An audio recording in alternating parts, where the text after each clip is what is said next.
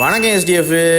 டெக்கத்லான்ல எது வாங்கினாலுமே நான் ஃப்ரீயாவே வாங்கிக்குவேன். எனக்கு அதுக்கான ஒரு மெம்பர்ஷிப் கார்டு இருக்கு. அது என்ன மெம்பர்ஷிப் கார்டுன்னு சொல்றேன். வீடியோ மறக்காம ஃபுல்லா பாருங்க. அது எப்பறா முடியும்? ரீசன்ட்டா ஷூ ஒன்னு பர்ச்சேஸ் பண்ணலாம் அப்படினு சொல்லி டெக்கத்லான் வரைக்கும் போயிருந்தேன். ஆக்சுவலி இங்க ஸ்போர்ட்ஸ் வியர், ஸ்போர்ட்ஸ் ஷூ எல்லாமே ரேட் கம்மியா இருக்கும். எனக்கு பிடிச்ச மாதிரி ஒரு ஷூ ஒன்னு செலக்ட் பண்ணி எடுத்துக்கிட்டேன். அந்த ஷூவோட பிரைசிங் $40 போட்டுருந்துச்சு. அது மட்டும் இல்லாம ப்ரமோஷன்ல டி-ஷர்ட்லாம் ஆரம்பத்துக்கு வித்துக்கிட்டு இருந்தாங்க. அதுல 2 கலர் இருந்துச்சு. 2 கலர்லயும் ஒன்னு எடுத்துக்கிட்டேன். சோ பர்ச்சேசிங்லாம் முடிச்சாச்சு. ஆல்ரெடி உங்கள்ட்ட மெம்பர்ஷிப் கார்டுன்னு ஒரு விஷயம் சொல்லியிருந்தேன்ல, அது ஃபேக்.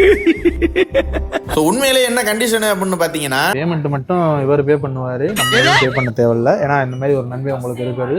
இந்த மாதிரி ஒரு நன்மை கிடைக்கிறது வரப்பிரசாதம் கூட வந்தது என் தப்புடா.